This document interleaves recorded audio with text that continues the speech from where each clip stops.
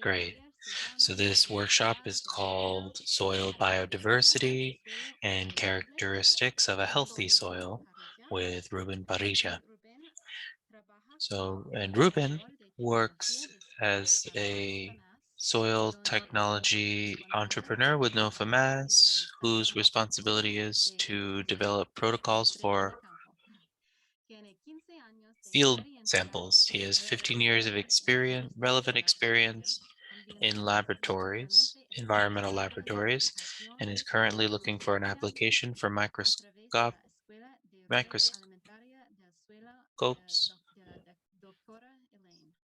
through. Besides that paper with NOFA, he's also working with a team on a farm who is practicing organic farming. Ruben believes in the directive principles of restoring the soil where everyone is responsible. When he's not working actively with soil, Ruben likes to collect forest medicinals and domestic gardens, domestic gardening, just to name a few. And I have a few announcements before we start Ruben's workshop. Again, this workshop takes place in lands that were habitated and developed before European colonization. Take a moment to find your place on this map to know what communities occupied this space before you. We'll put a link up on the chat. And here we have a list of all the things that we can do for racial equity in our own work.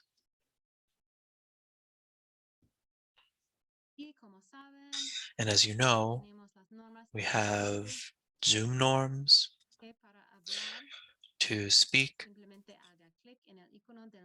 Just click on the microphone icon at the bottom of the screen. You can also silence yourself also after speaking to avoid background noise, interacting with other voices. Use the chat to interact at any moment during the workshop. And I'm going to read the chat throughout the workshop, and Ruben can answer. I don't know, Ruben, when are we going to have questions? I'd prefer to do them at the end, but as we have a pretty small group, if somebody wants to ask a question, uh, an immediate question, or if there's anything you really want to get clarified, you can ask that at any moment.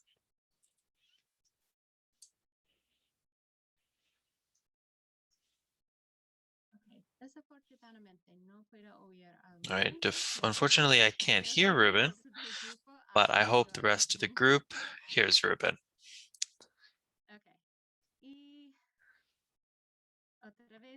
And again, note that this session is being recorded. And these are the hosts or patrons, gold level, silver level, and we have an online auction that you can visit. The auction will be at this site, and I will put it in the chat in just a moment. And these are our providers, virtual providers. You can come and see our providers' presentations.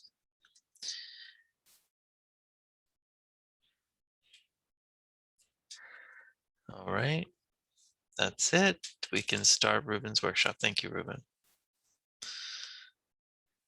Thank you, Jocelyn, and for everybody's participation in today's workshop. So before we start, I want to know if people can hear me. Okay, perfect. So here we'll start then by sharing the screen.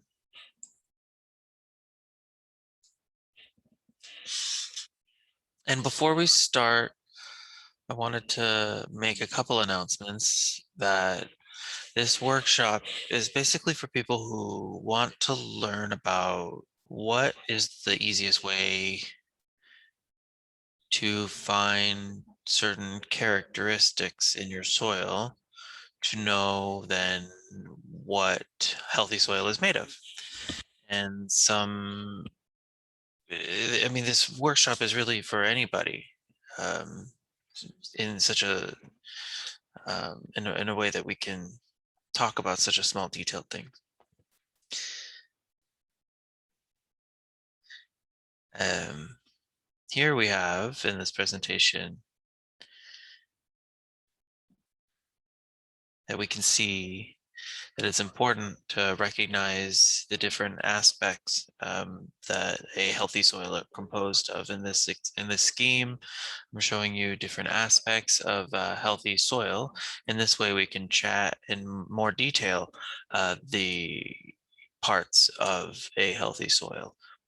And so here we see that without each, that not one of these things exists separate from the other. The chemicals, the biology, and the physics having to do with the space in the soil, um, and the chemicals, the physics, the biology of the soil, everything has to do with its health.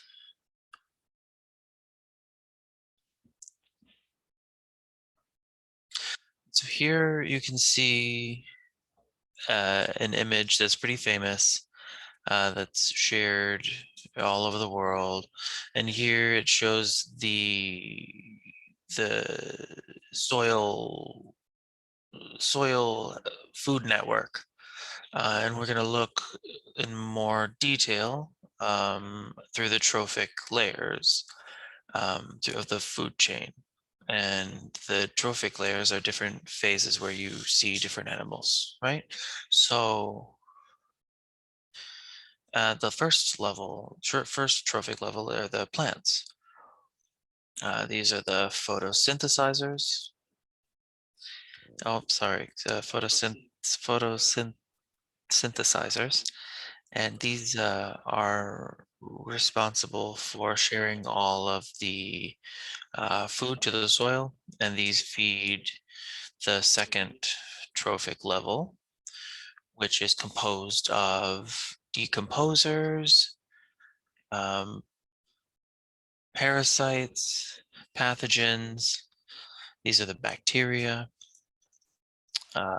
fungus, and nematodes, which consume plants and roots of plants. The third level, we're talking about the shredders, the grazers. These are ones that are composed. This is composed of the microarthropods, same as the shredders, and nematodes. And nematodes are kind of what we were speaking there with the second trophic level. And so these are the ones that feed on fungus, mushroom, and bacteria. And so here at the second trophic level, you can see the difference between each organic species, but each one, the important part is that each one consumes the excrement of the nutrients of the one before it.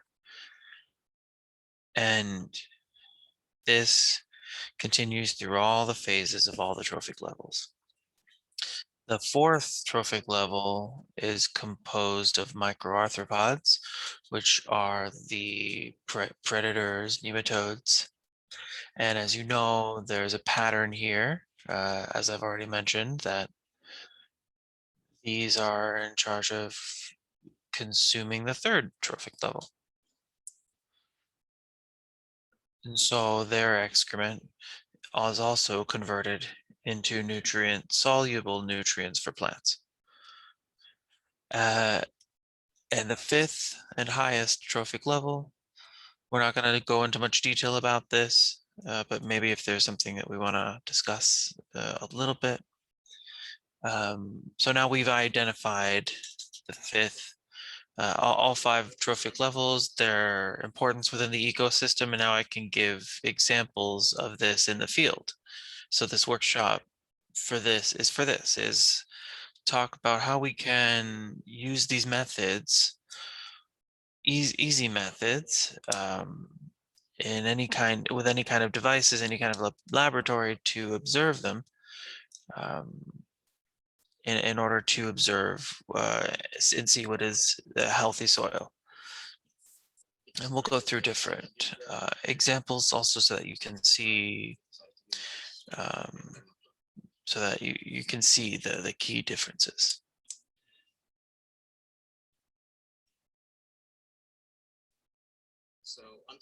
So before anything, I want to show here some various plants. And we're going to start with from a holistic level. This holistic level is going to help us see things in detail, but also in a way that we can see it, a little bit more clear. Here, this plant that we have here is sometimes a crop and sometimes considered a weed. And besides, it presents itself as a problematic plant, even though it might be in the mistaken area, or at least the mistaken area in our minds, is an indicator of what's happening in the soil. So there are chemical changes, biological changes, or in texture of the soil. And there are a lot of examples that we could cover, but for this presentation, we're just going to cover certain specificities. And I'll talk about three categories of these plants. And maybe we can get to another level. And so we have the plants that are growing in this soil's chemistry that continues to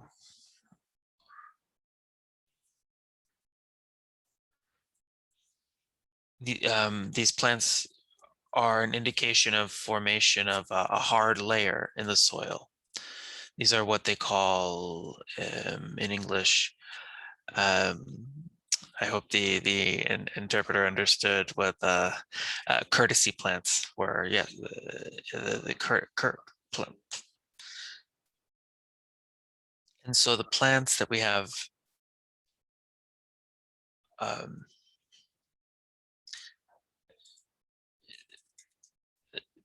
there are plants that we have that grow over what is compost or manure. And as I mentioned before, we're not going to talk a lot about that one, but it's important to recognize this plant, especially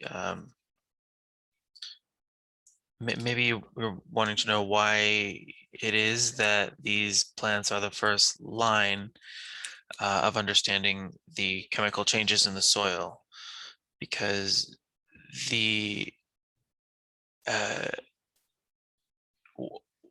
undrained water on the surface of the soil, as well as the air in the soil, and an increase in erosion, and an increase in humus as well in the soil. I put together a link,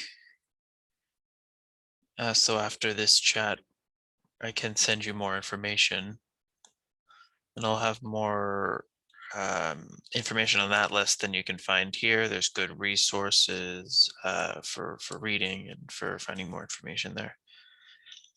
And I don't know if you'll be able to identify many of these plants, but the plants that are found in the center belong to the Rumix gender, and they include certain species that indicate acidity in the soil.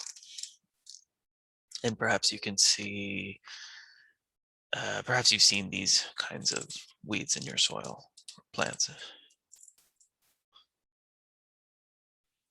We'll continue.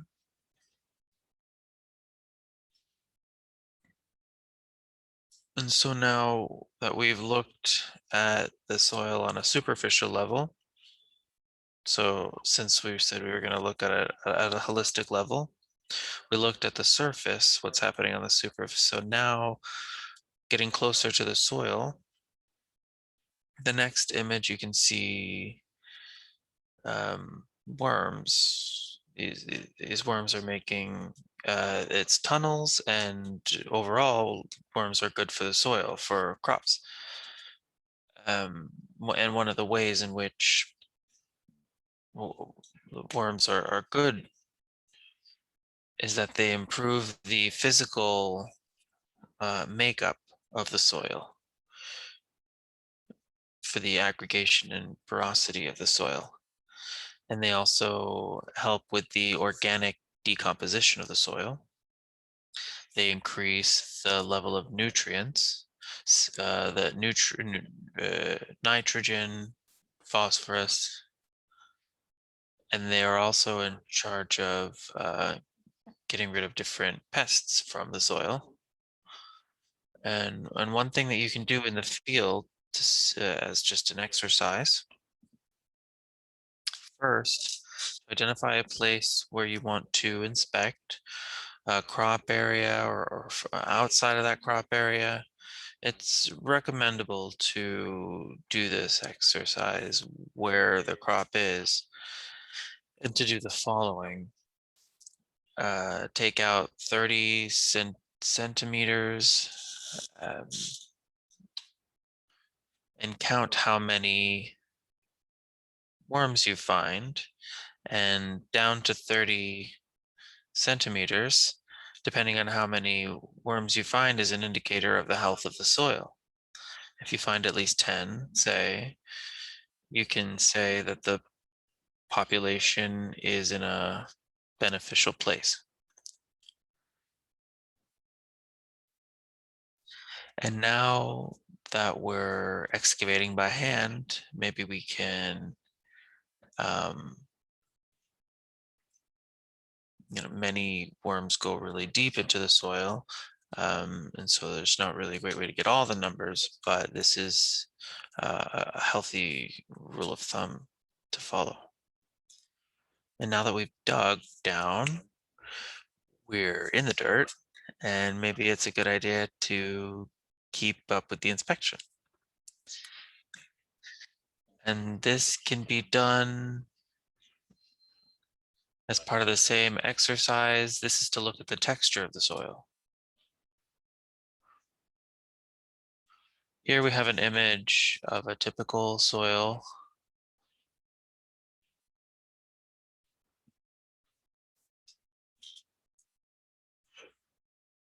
And one of the observations we can make is the color, the porosity, and the feel. One of the things that I learned from one of my professors, she would always go around with a chocolate bar, a 70% cacao chocolate bar, and she would use that color from that chocolate bar to compare against the cellar. And the closer it was to that color, that was a characteristic that could be used for a healthy soil. Same as for the porosity. It increases the air in the soil. And as we spoke before, this porosity promotes a beneficial soil. And then we have the touch.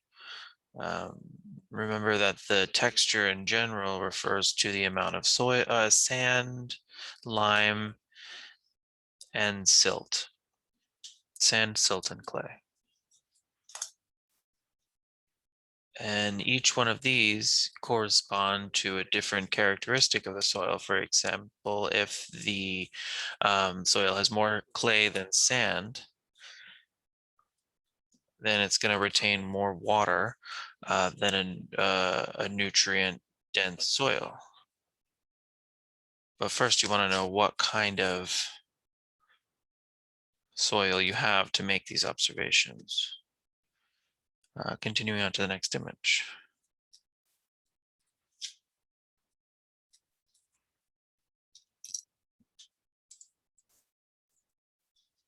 And so this image was taken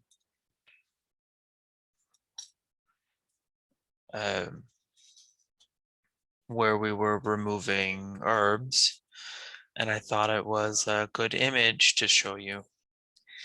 There are two reasons to show you this. First, that if you look, it's obvious that these roots are pretty long. And I put a cube at the at, I put the bucket in the background to just show you the amount, the length of the roots. They measured down to 30 inches, 12 or 30 centimeters, 12 inches. And maybe you're wondering, what does this have to do? Why is this important? And the reason is that there are various reasons. The roots, when they get to a certain point, when they get to a certain depth, are now smelling, or maybe they're perhaps touching pieces of the soil that they wouldn't have touched before. And the deeper they go into the soil, they can have an excess of certain nutrients, looking for other nutrients, and have an excess of water as well. So they can be tolerant to drought. Another thing I want to observe, I don't know if you can tell, but there are very few areas when you're seeing these roots, very few areas that are white that you can see. And the reason for that is that this plant around its roots has what we know as a rhizosheath.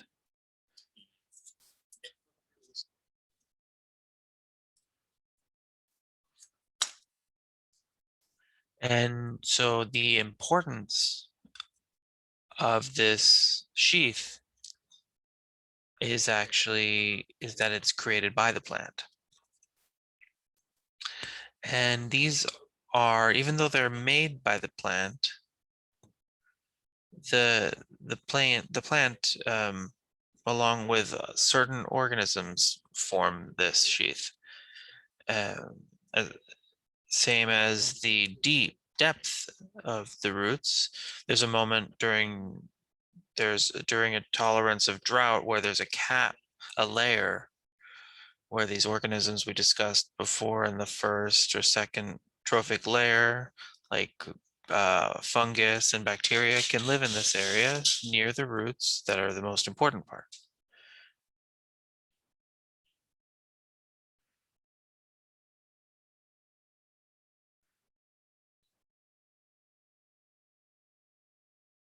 So we've got the screen and we'll continue on to the next one.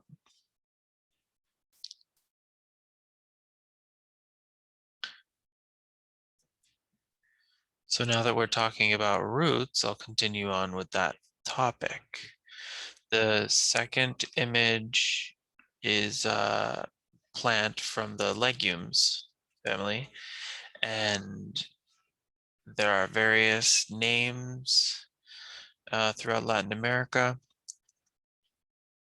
and a lot of them are like beans, soy, all different ways to say legumes.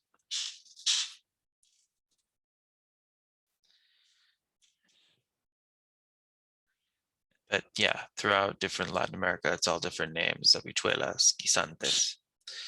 Uh, And so these all form an association of the genus Rhizomium. And they're important for the cycling of nitrogen in the soil, which feed the plant. And it's important to note that this isn't the only bacteria that can achieve this biological interaction, but it is the first that we can observe directly. That there are various observations you can make in the field with any kind of device. And so how can we observe it? It's pretty obvious, no? Um, we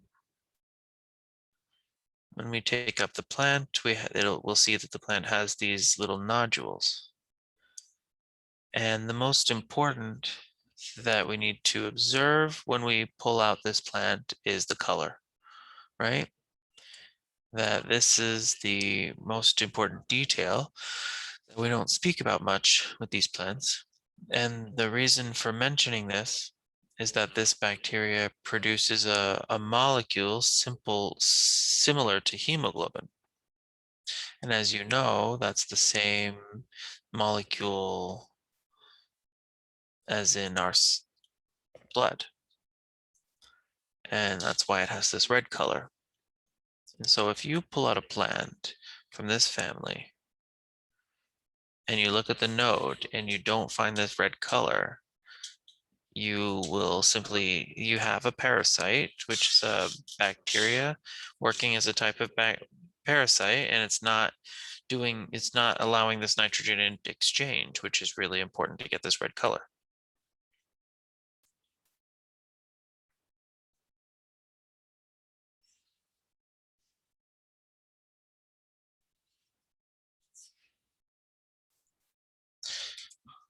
And this is perhaps my favorite part of the soil, and it's about fungus. And so now that we've covered the basic area here, we'll talk about how to identify. The um, fungus without its cap. And obviously you can see a mushroom here with its cap, but I want to talk about is what appear as roots, even though they look like roots, they're not roots. And these are called hypha in English, and hifa in Spanish. And it has a white, it's like a white cloth. And when you pull it up from the soil, it doesn't look like something, it looks almost like it has a certain strength to it within its network, because it is a network underneath the soil. And so what are responsible, and what are the fungus responsible for? They're decomposing certain organic materials. There are also, it can also create certain enzymes that can break down certain materials like stone, and those stones, bring the minerals to the plants. And it's also known as the nutrient cycle. And so besides that, fungus mushrooms are also responsible for cycling toxins, recycling toxins in the soil, and are responsible for maintaining those toxins. You can't see it in this slide, but they're also capturing carbon. They're organisms that are excellent at capturing carbon. And so this manure, there are many species like this that break down the manure. I don't recommend that you go eating mushrooms right out of just out of anywhere, but some can be foraged. And so this is the final point for you.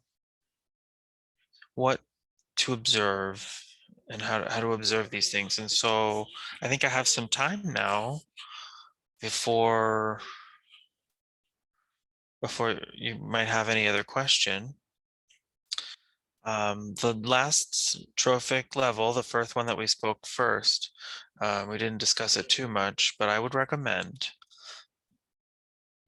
looking up more information about the animals in your area. For example, an animal to have in mind that you could use as characteristics of healthy soil would be frogs.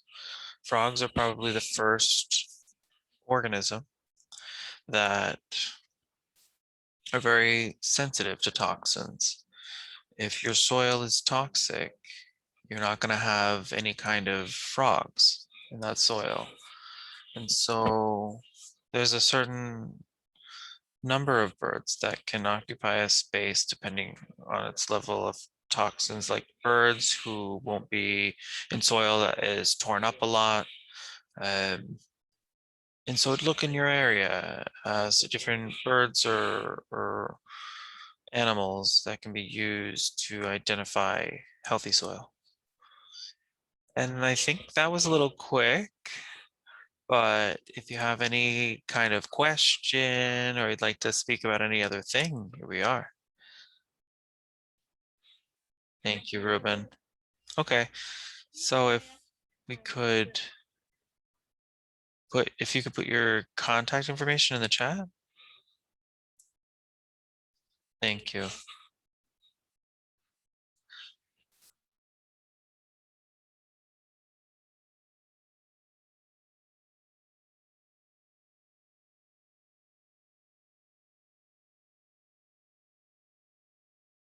All right, if anybody wants to write any other questions in the chat or ask them out loud.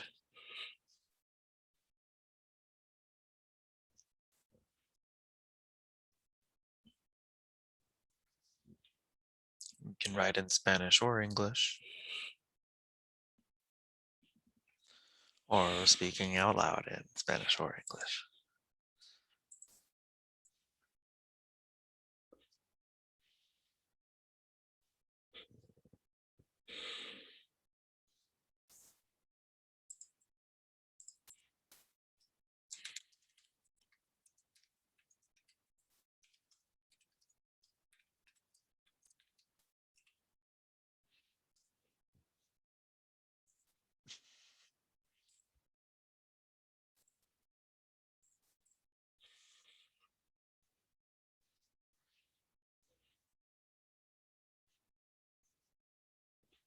Well, yeah, if you have any other questions, you have my information. This was just a basic way to introduce you to how to observe certain things in the soil. Here at Nova Mass, we're going to talk tomorrow a little bit about this. We're going to start offering certain types of samples, and we're going to go in a lot more detail about things that I mentioned here. And it would be an important way to continue the conversation, right? And honestly, if you have any other kind of specific question, I think you can you can count on us. I'll start with the Spanish question and then change to the English questions. Gerardo's question was, what kind of other animals can you find in the land to know if the land is healthy? It's a good question. It varies depending on the location, geographic location, but usually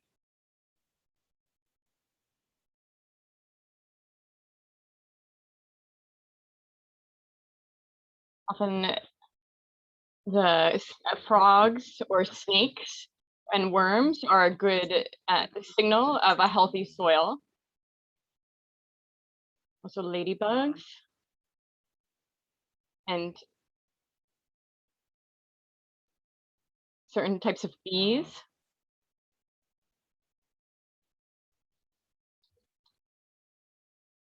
certain types of predators, but it really depends on the geographic location. And I think it's a great discussion to have.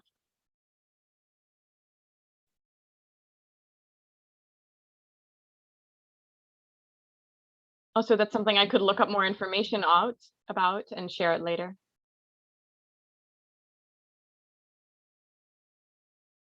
Are there other questions in Spanish before we go over to the English questions?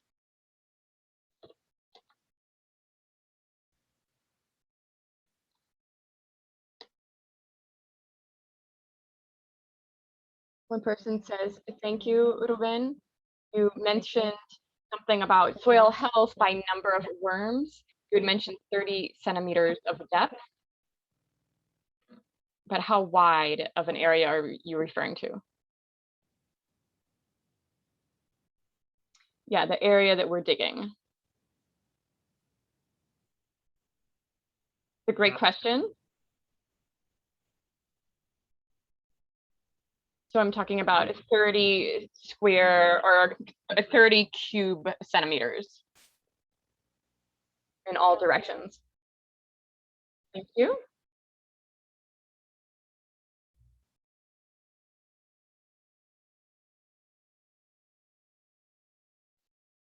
And we'll have more examples in our soil tech workshop tomorrow.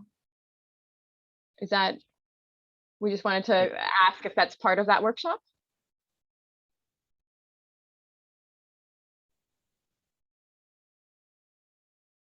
Can you repeat the question?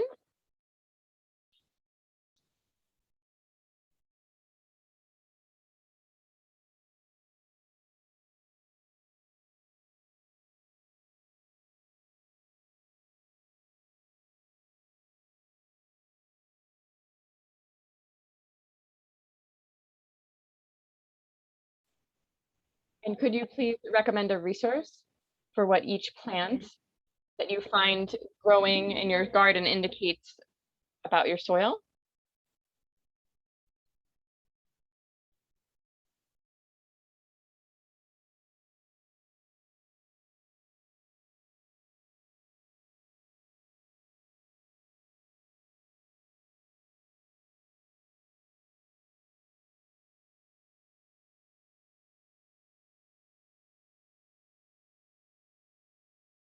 There are several resources, written resources, and also some are online.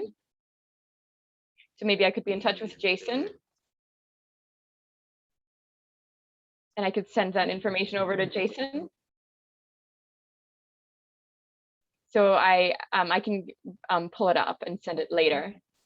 Thank you.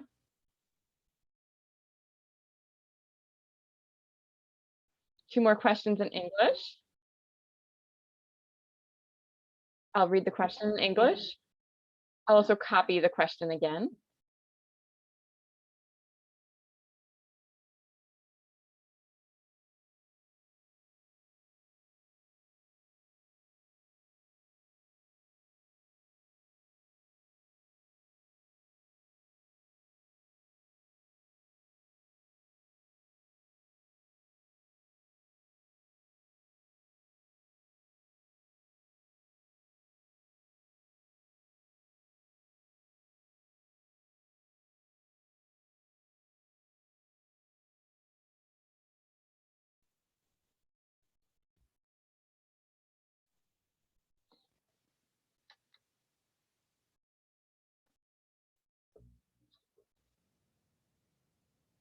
Thank you for this great question.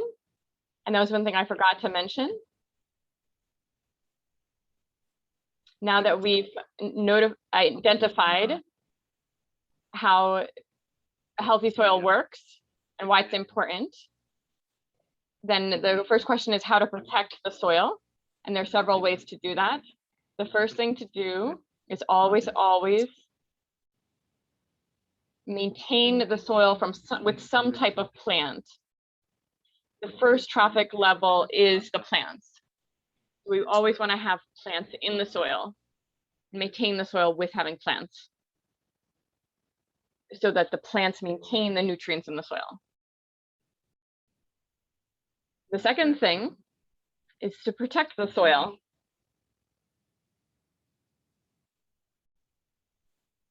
If you use aggressive management on soil, oftentimes what can happen is maybe at the moment,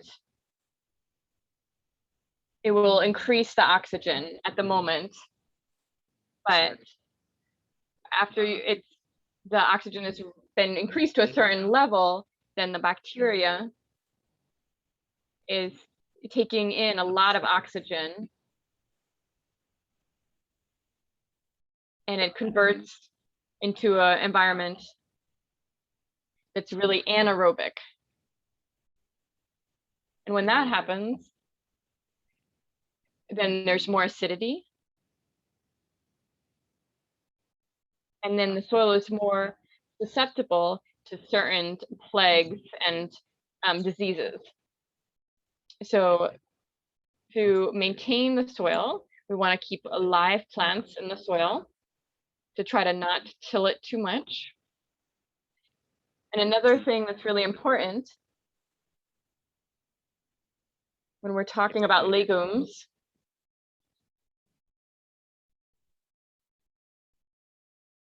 and when you're putting in certain nutrients into the soil that are not organic, inorganic compounds such as nitrogen, this plant will not produce that type of bacteria. And a lot of organisms are very sensitive to certain nutrients, especially to nutrients that are based in salt. So to summarize, when you're doing soil management, to keep live plants in the soil, to try to not plow in a really strong way, or don't plow and like our ancestors did, and try to not use inorganic material that could interfere with the biological natural cycles. And I hope that helps with the question. Thank you. Oh, also, the other detail that I wanted to add is to not use herbicides, pesticides. We want to add organic material to the soil instead. And pesticides would eliminate certain trophic levels.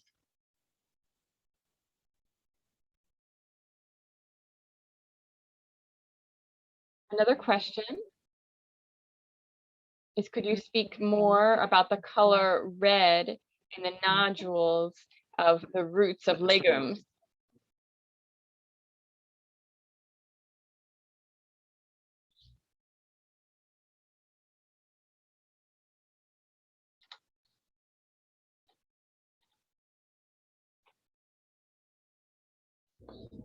So this is very similar to the hemoglobin in our blood. It's produced in a distinct way. It produces a certain type of bacteria called rhizomes. And if this doesn't happen, as I mentioned earlier, then basically it won't have this bacteria. This bacteria can only be present if that color is present. And it's something that has a direct relationship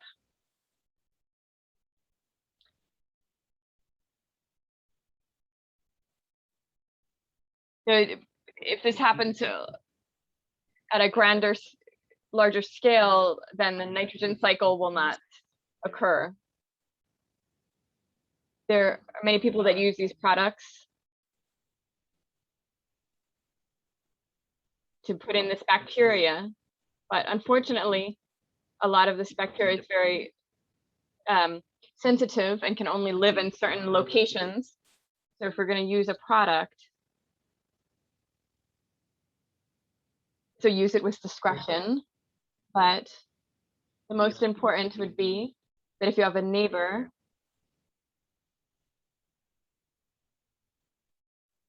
who's pulling out a plant and notices that the red color isn't there in the roots,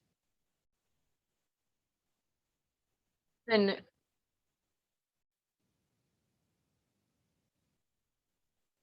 you can mix it with a little bit of water, and you could use it to put it in your soil, and the bacteria will come over into your soil.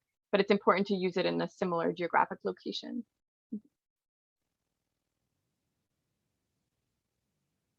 I hope that answered the question.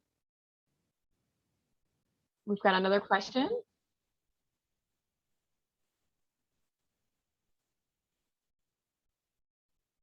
It's another question, one moment.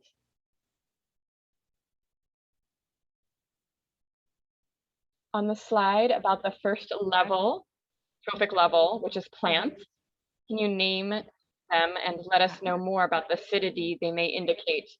For example, we have smart weed that was in the photo, and lots of narrow-leaved plantain. I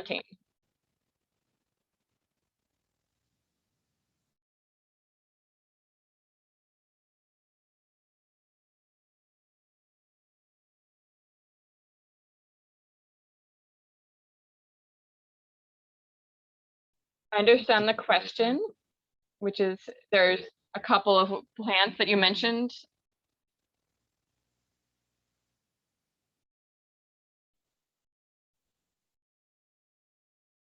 It's important to recognize that there are 3 categories of plants. As I mentioned earlier,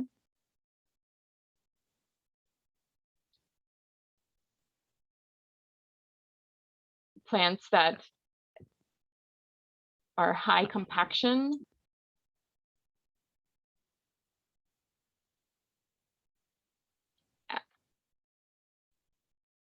and plants that were basically growing. So these 3 different categories.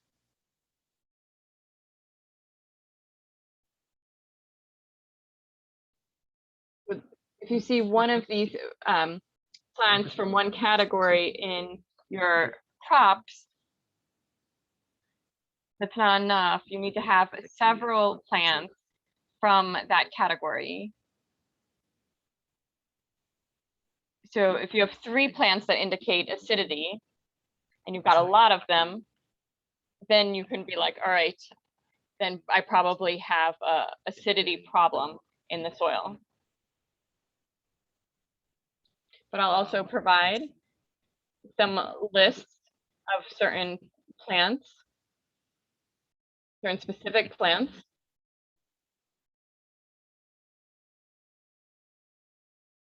So I'll promise to send over this information.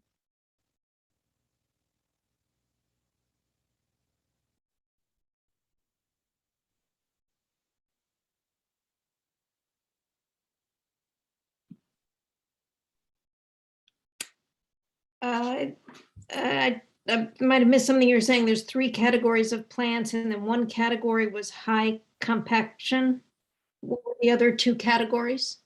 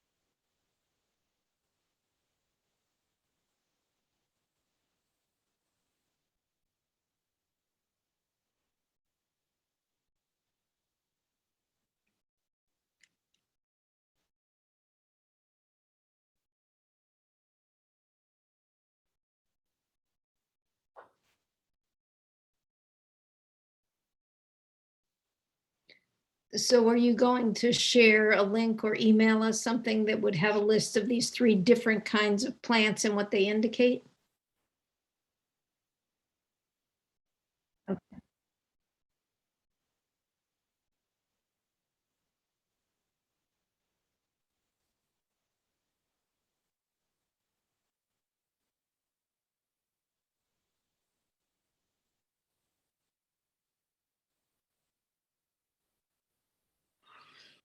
Okay, thank you.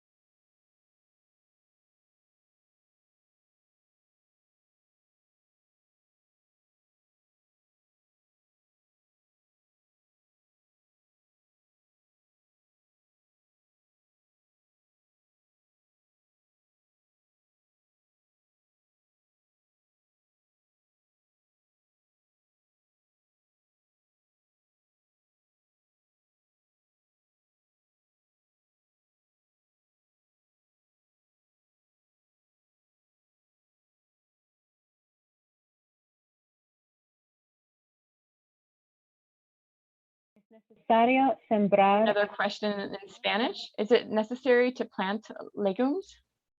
No es necesario, pero It's not necessary, ese tipo de but familia this normalmente type of se busca, family ¿no? is usually being cultivated. Ciertas habichuelas, There's certain types of peas, beans, lentils, soya. soy. La razón que So the menciono reason planta es porque that I mentioned this type of plants, en alto cultivo, it's because these are being grown quite a lot. pero no es necesario hacerlo. But it's not necessary to grow them. Bacterias que también se There are encargan certain de eso, bacteria pero that will lamentablemente also las take care of bacterias, what the legumes do, se encargan de ciclar el nitrógeno, which is to cycle the nitrogen. Simplemente mirar al suelo. Tendría que enviarlos a un laboratorio. But you can't test your nitrogen level without sending in your test to a laboratory. But if you're growing legumes, you'll know there'll be nitrogen, but it's not necessary to grow legumes. Bueno, y Audi, ¿tiene más preguntas? Any other questions, Audi? La pregunta de Audi.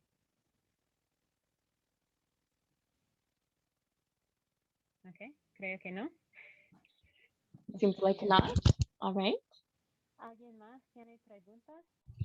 Anyone else with questions? Creo que he leído todas las preguntas en el chat. I think I've read through all the questions I saw in the chat.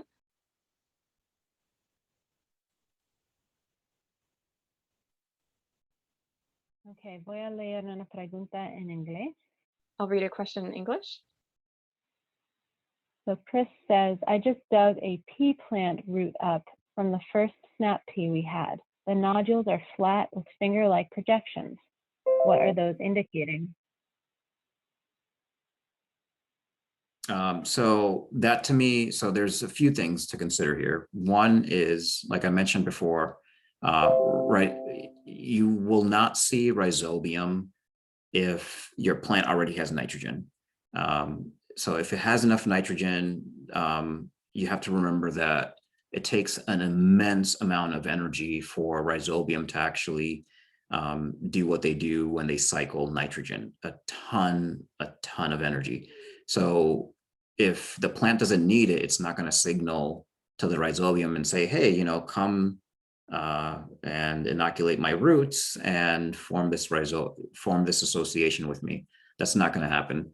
Another thing that could happen is that if you are using inorganic nitrogen, that is not going to happen either. You're not going to see rhizobium form this association with your plant. So those two things considered, this could be very well that, your plant already had all the nitrogen that it needed, so therefore it never formed association with your pea plant.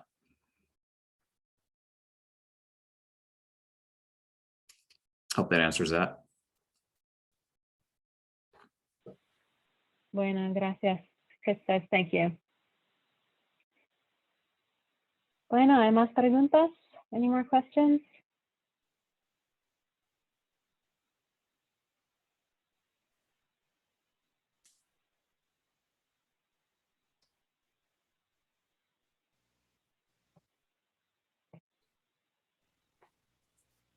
Okay. Entonces voy a poner algunos enlaces All en right, el so chat. I'll share some links in the chat, but you can also still come up with more questions or comments, even while I'm adding in these links. Enlaces sobre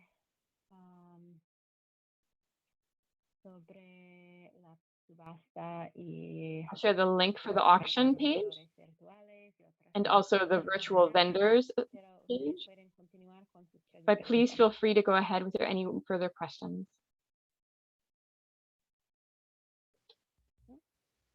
No funcionó.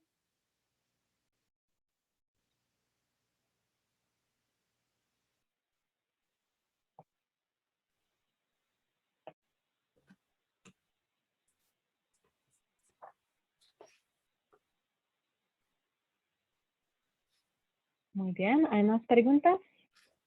All right, any further questions?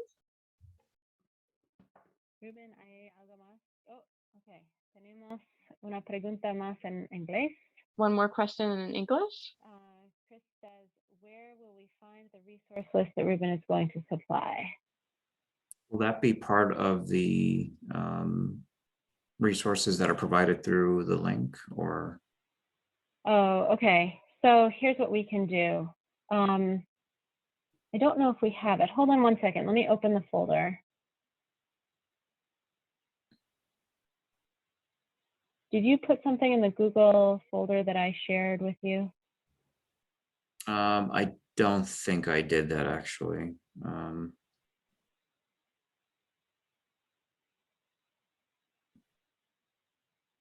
Okay. We can put something there. Actually, you know what? Let me try to do this.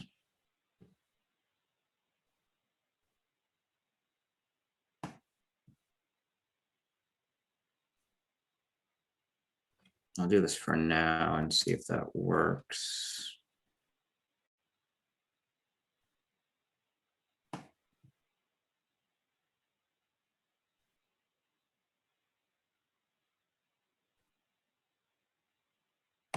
I know it's not ideal for this, but people could save the chat.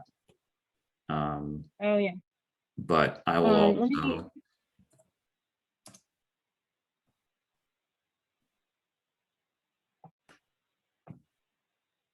Yeah, so to save the chat, if people don't know how to do that, if you open up your chat in the bottom right corner of the screen, there should be 3 dots. And if you click the 3 dots, the top option says save chat.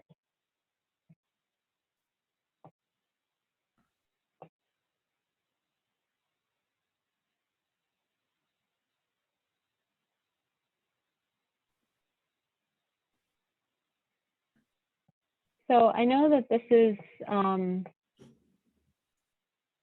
think you've originally learned a lot of this information in English, and now you're giving us the information in Spanish.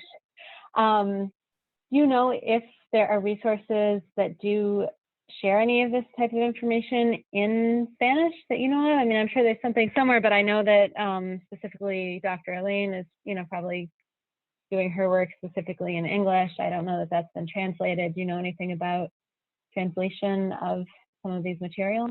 So the best resource, and I'll actually include that in the guide that I'll be sending out, or the resource material. NRCS actually has translated a lot of stuff into Spanish, and there's a lot of PDFs out there through the website that you can actually access in Spanish. That's the only material that I've actually been able to find in Spanish for this kind of, this type of material. Great, thanks. Yeah, it's helpful to have a variety of resources because sometimes there's not resources available in Spanish. Mm-hmm, mm-hmm. Okay. But now we have this. What's that? Now we have this. Yes. We'll add this to the internet. Yeah. Great. Okay. Any more questions? Anything else that you would like to add, Ruben? I think that, we covered what we wanted to, but again, just follow the principles that I talked about, like, keeping things live plants, minimal to no till, and protect your biology. Biology is probably the most important factor in your soil. So you got to protect your biology. Mm-hmm. Okay. Well, thank you so much for sharing this, and thank you for meeting with us today in Spanish and tomorrow in English. Todo fue un placer para mí y muchas gracias a todos los participantes también. It was a pleasure to me, and a big thank you to all the participants as well. All right, thank you, everyone. Have a good evening.